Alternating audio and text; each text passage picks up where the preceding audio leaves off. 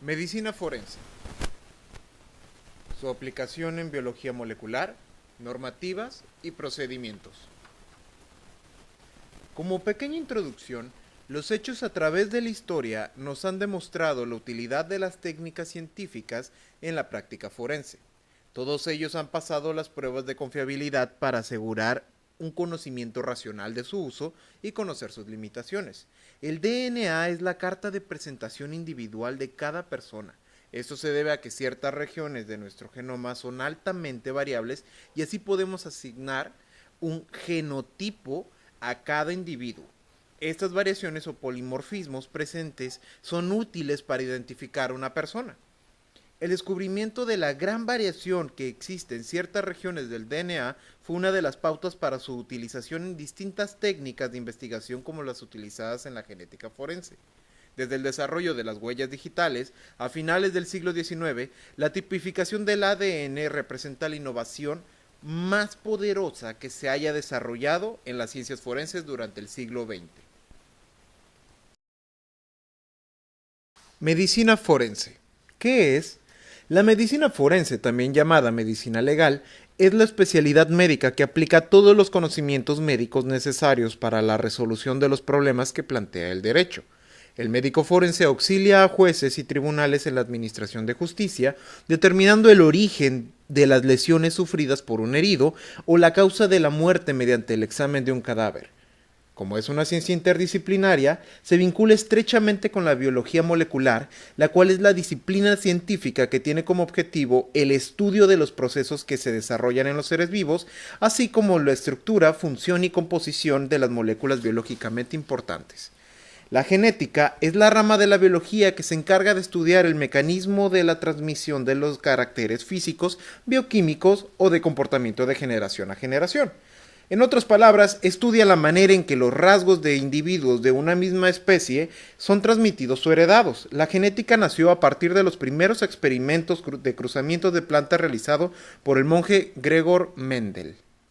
Por otro lado, la bioquímica concierne principalmente al entendimiento de las interacciones de los diferentes sistemas de la célula, entre ellas las del ADN con el ARN, la síntesis de proteínas y el metabolismo.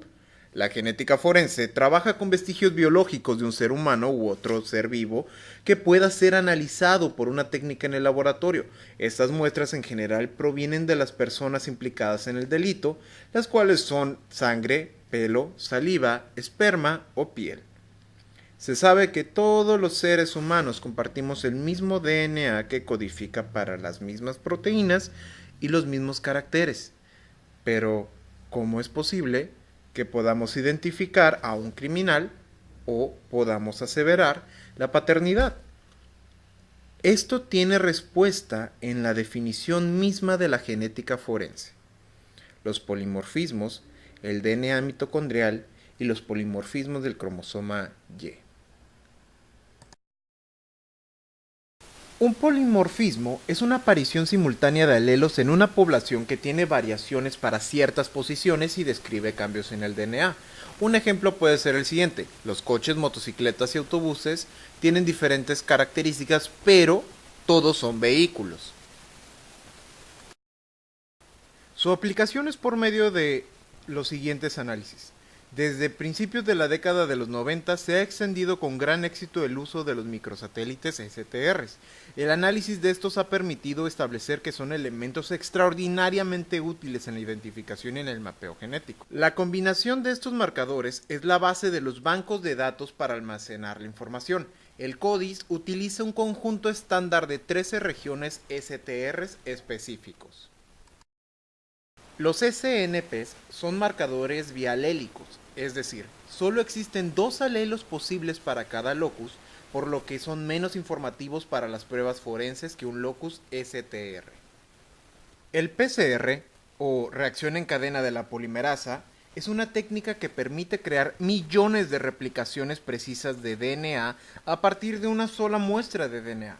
La amplificación de DNA por el método de PCR puede permitir a los científicos forenses realizar análisis en muestras tan pequeñas como un par de células de la piel. El análisis de DNA mitocondrial Es un tipo de análisis que funciona bien en las muestras que no pueden ser analizadas a través de STR, sabiendo que hay dos tipos de DNA, mitocondrial y nuclear. A veces, una muestra puede ser antigua y ya no tener material genético nuclear en la célula. Con el análisis de DNA mitocondrial, este DNA se puede retirar, lo que tiene importantes resultados para los casos que no fueron resueltos durante muchos años. También puede ser muy valioso en investigaciones de personas desaparecidas. Respecto al análisis del cromosoma Y, dado que el cromosoma Y pasa de un padre a un hijo, el análisis de marcadores genéticos en un cromosoma Y pueden ser de ayuda en la identificación de vínculos familiares en los hombres o para el análisis de las pruebas que impliquen a muchos varones. Actualmente no existe una normativa que nos rija a nivel mundial, pero en nuestra investigación hacemos mención sobre las técnicas y métodos de análisis de Estados Unidos, España y México. En Estados Unidos, el trabajo de DNA se realiza en el laboratorio forense del FBI. Estos análisis pueden relacionar a las víctimas y los sospechosos entre sí con elementos de evidencia o con la escena del crimen. La DCU o Unidad de Casos de DNA ofrece análisis de parentesco, que es la comparación realizada para determinar la posible relación familiar entre un elemento de evidencia y un elemento conocido utilizando un programa de software. En España, el encargado de hacer dichos estudios es el Instituto Nacional de Toxicología y Ciencias Forenses.